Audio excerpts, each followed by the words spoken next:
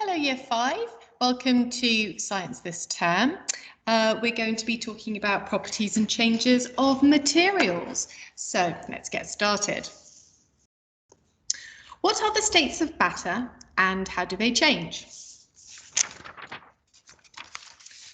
Before we begin though, as we always do, let's start with our do now. You can pause the video and then unpause it when you've finished.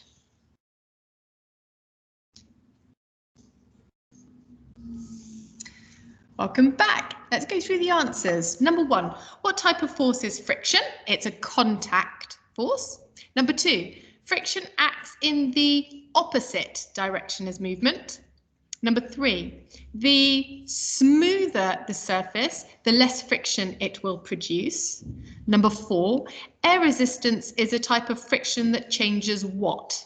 It changes the speed. And what is the layer of bacteria that forms on your teeth called? It's called plaque. So let's start by just identifying the three states of matter. Do you know what they are? Yeah, they're solid, liquid, and gas. Can you give examples of a solid? Just say it out loud. Yeah, fantastic. I can think of a couple, a pen, a table, or even a book. What about liquid? What ideas do you have? Any more? Yes, there's a syrup or perhaps lemonade, and water is also definitely liquid. And what about gas? Oxygen is a gas. Yes. Any more? What about those bubbles in fizzy water or soft drinks? That's gas too. So now let's take a look at the properties of each matter. Solids, they keep their shape. They have a fixed volume, which means the amount doesn't change. And they do not change shape to fill a container. And liquids, now they have a fixed volume. They do not have a fixed shape. And they change their shape to fit a container.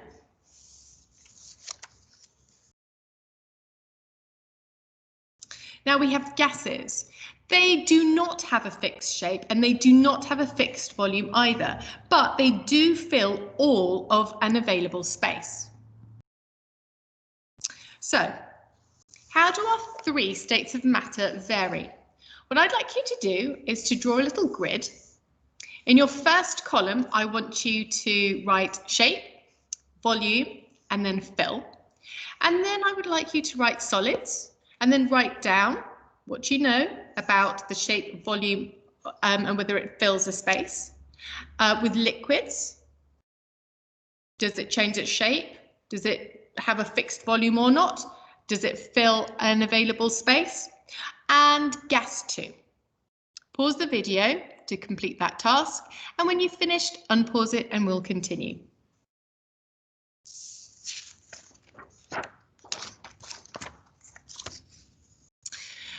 Next, we are going to do a little experiment. Demonstration, dancing raisins.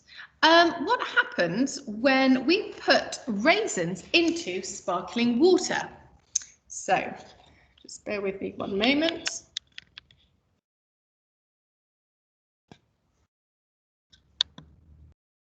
Here we are. Okay, first thing I'm going to do is I'm going to fill up with some sparkly water, carbonated water.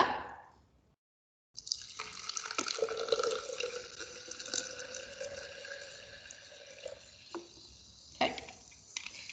Now what I'm going to do is I'm going to drop some raisins in and let's see what happens to them.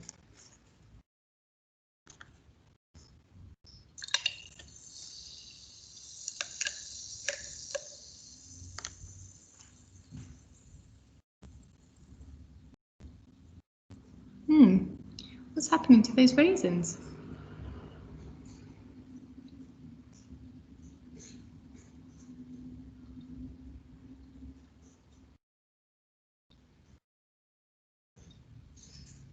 Watch carefully. They seem to be floating to the top. I wonder why that is. Let's see if I can zoom in a little bit more.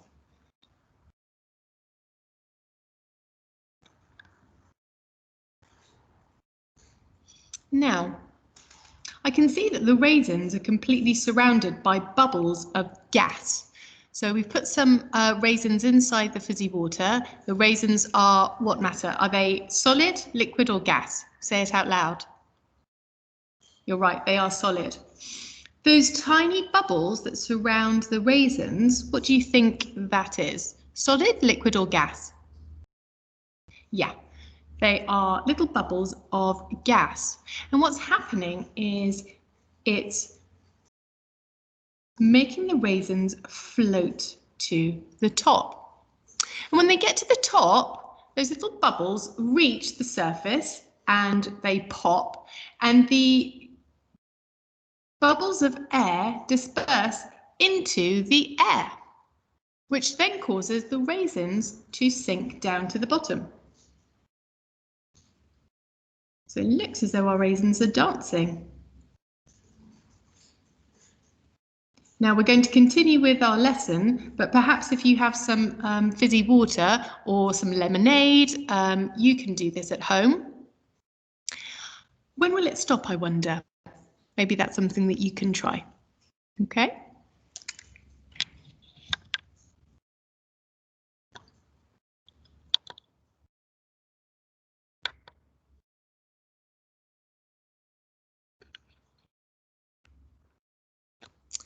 Okay. So, what did we see in our experiment? What I would like you to do for your independent task is to draw a picture, and then I would like you to label it. I'd like you to label it with water, which is your liquid, the air bubbles, which are the gas, and then the raisins, which are the solids.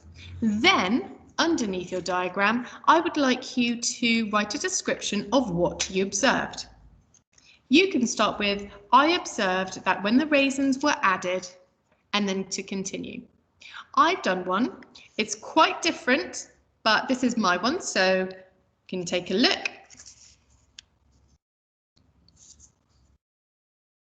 So, when I dropped the raisins into the fizzy water, the liquid, they sank to the bottom.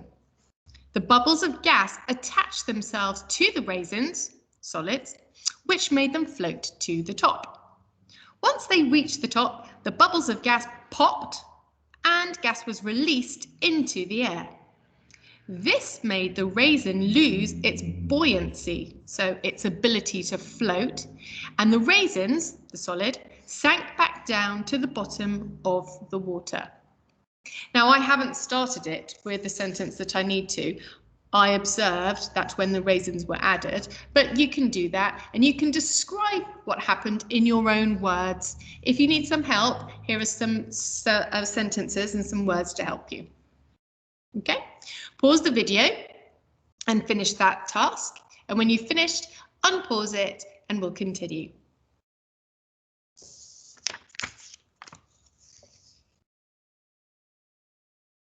Changes of state.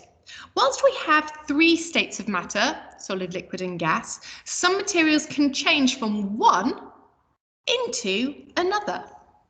So, for example, we might start off with a solid, and that might change into a liquid. What do you think might cause that? If you know, tell me now. Brilliant. That's called melting. And can you think of any examples of when a solid might melt into a liquid?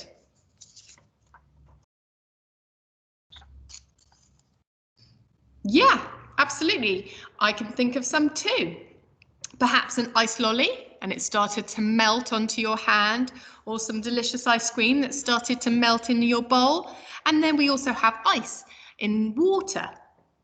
Now, we also have another change of liquid forming into a solid. What would that that be called? Do you know? If you know, say it out loud. Absolutely, yes, it's called freezing. Can you think of an example? Might be coming to it this week. Yeah, snow, for example. Snow starts out as water and then freezes and becomes a solid. Sleet as well, which are tiny bits of ice, they start out as water and then turn into bits of ice. What about if we had a liquid which then turned into gas? What is that process called? Tell me. Yeah, it's evaporation, absolutely. Can you think of examples of when you've seen or experienced evaporation? Share your ideas now. Yeah, one I can think of is if it's been raining in the morning, we go outside to the playground and there are lots of puddles, and it doesn't rain for the rest of the day, and we go out for play in the afternoon and there are no more puddles left. So the water, the liquid, has evaporated into a gas. And finally, we have condensation. Now, condensation is the process through which a gas changes into a liquid, usually due to temperature. So it's when something goes from quite something warm to cold. Have you ever seen it? Yeah, maybe in your bathroom or the window. Absolutely. Overnight, the temperature drops, and so this causes gas to change into a liquid, and it looks a little bit like this, like on your window. Great. The final task is to complete this. Now, you don't have to draw a triangle. You can just write solid and then an arrow to liquid. What causes a solid to turn into a liquid? Can you write that process down? And then what's it called when a liquid turns into a gas? Can you write that process down? Good job. I hope you enjoyed that, and don't forget that if you can try the experiment, you might want to take a picture of it and to post it onto Seesaw along with your work. You can see our raisins are still dancing a little bit. Thanks so much. I hope you enjoyed it, and I look forward to seeing you again soon. Bye.